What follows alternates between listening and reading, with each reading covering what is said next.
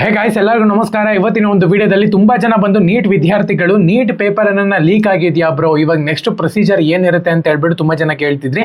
ಇವತ್ತಿನ ಒಂದು ವಿಡಿಯೋದಲ್ಲಿ ಕಂಪ್ಲೀಟ್ ಇನ್ಫಾರ್ಮೇಶನ್ ತಿಳಿಸ್ಕೊಡ್ತೀನಿ. ಇನ್ನ ಚಾನಲ್ಗೆ ಸಬ್ಸ್ಕ್ರೈಬ್ ಮಾಡ್ಕೊಂಡಿಲ್ಲ ಅಂದ್ರೆ ಸಬ್ಸ್ಕ್ರೈಬ್ ಮಾಡ್ಕೊಂಡು ಪಕ್ಕದಲ್ಲಿರುವಂತ ಒಂದು ಬೆಲ್ ಐಕಾನ್ ಕ್ಲಿಕ್ ಮಾಡೋದು ಮರಿಬೇಡಿ.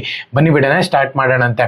ಸೊ ಮೊದಲನೇದಾಗಿ ನೀಟ್ ಪೇಪರ್ ಲೀಕ್ ಆಗಿದೆಯೋ ಇಲ್ವೋ ಅಂತ ಹೇಳ್ಬಿಟ್ಟು ಎನ್ ಟಿ ಎನ್ ಅವರು ಇನ್ವೆಸ್ಟಿಗೇಷನ್ ಅವಾಗಲೇ ಸ್ಟಾರ್ಟ್ ಮಾಡಿದ್ದಾರೆ ಅಂತಾನೆ ಹೇಳ್ಬೋದು. ಇದಕ್ಕೆ ಒಂದು ರಿಪೋರ್ಟ್ನು ಕೂಡ ಅವರ ಒಂದು ವೆಬ್ಸೈಟ್ ನಲ್ಲಿ ರಿಲೀಸ್ ಮಾಡಿದ್ದಾರೆ. ಯಾರು ಕೂಡ ಎದುರುವಂತ ಒಂದು ಅವಶ್ಯಕತೆ ಇಲ್ಲ. ಸೊ ಇದು ಮಾಸ್ ಆಗಿ ಲೀಕ್ ಆಗಿದೆಯಾ, ಎಲ್ಲರೂ ಕೂಡ ಲೀಕ್ ಮಾಡಿದಾರ, ಅಥವಾ ಒಂದು ಚಿಕ್ಕ ವಿಲೇಜ್ ನಲ್ಲಿ ಲೀಕ್ ಆಗಿದೆಯಾ, ಇವನ್ನೆಲ್ಲಾನು ಕೂಡ ಇನ್ವೆಸ್ಟಿಗೇಷನ್ ಮಾಡಬೇಕಾಗುತ್ತೆ.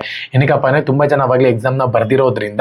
ಸೊ ಹಂಗಾಗಿ ಎಲ್ಲರೂ ಕೂಡ ಪ್ಯಾನಿಕ್ ಆಗ್ಬಿಡ್ತಾರೆ. ಇವಾಗ ಏನೋ ಕಟ್ ಆಫ್ ಅನ್ನುವಂಥದ್ದು ಜಾಸ್ತಿ ಆಗ್ಬಿಡುತ್ತಾ, ಕಮ್ಮಿ ಆಗ್ಬಿಡುತ್ತಾ. ಸೊ ಇವನ್ನೆಲ್ಲಾನು ಕೂಡ ಗೊಂದಲ ಹೋಗ್ಸಕ್ಕೋಸ್ಕರ ಅವರೇ ಒಂದು ನೋಟಿಫಿಕೇಶನ್ ಬಿಟ್ಟಿದ್ದಾರೆ. ಯಾರು ಕೂಡ ತಲೆ ಕೆಡಿಸ್ಕೊಳ್ಳೋ ಅವಶ್ಯಕತೆ ಇಲ್ಲ. ಸದ್ಯಕ್ಕೆ ಇನ್ವೆಸ್ಟಿಗೇಷನ್ ಅನ್ನುವಂಥದ್ದು ನಡೀತಿದೆ ಅಂತಾನು ಕೂಡ ಹೇಳ್ತಿದ್ದಾರೆ. ಓಕೆನಾ, ಇವಾಗ ಸದ್ಯದ ಮಟ್ಟಿಗೆ ನೀವೇನ್ ಮಾಡಬೇಕು ಅಂತ ಹೇಳಿದ್ರೆ ಎನ್ ಟಿ ಎ ಅವ್ರು ಏನ್ ಹೇಳ್ತಾರೋ ಅದನ್ನ ಫಾಲೋ ಮಾಡೋದು ತುಂಬಾ ಇಂಪಾರ್ಟೆಂಟ್ ಆಗಿರುತ್ತೆ. ಇವಾಗ ಸದ್ಯದ ಮಟ್ಟಿಗೆ ನೋಡ್ಕೊಳ್ಳೋದಾದ್ರೆ ಎನ್ ಟಿ ಎ ಕಡೆಯಿಂದ ಈ ಒಂದು ಪ್ರೆಸ್ ರಿಪೋರ್ಟ್ ಅನ್ನುವಂಥದ್ದು ರಿಲೀಸ್ ಆಗಿದೆ ಬಿಟ್ರೆ ಯಾವುದೇ ಒಂದು ಅಧಿಕೃತ ಮಾಹಿತಿ ನೆಕ್ಸ್ಟ್ ಇಲ್ಲ ಅಂತಾನೆ ಹೇಳ್ಬೋದು.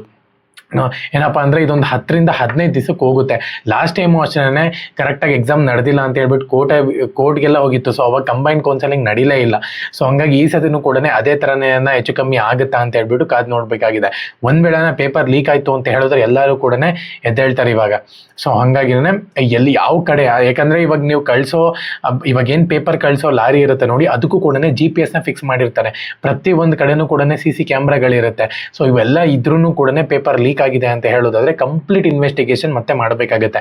ಸೊ ಹಂಗಾಗಿ ಅಲ್ಲಿ ತನಕನೂ ಕೂಡ ವೇಟ್ ಮಾಡಿ. ಇವಾಗ ಎಲ್ಲಾನು ಕೂಡ ಕರೆಕ್ಟ್ ಆಗಿ ಇತ್ತು ಅಂತ ಹೇಳೋದಾದ್ರೆ ರಿಸಲ್ಟ್ ಬೇಗ ಅನೌನ್ಸ್ಮೆಂಟ್ ಮಾಡ್ತಾರೆ.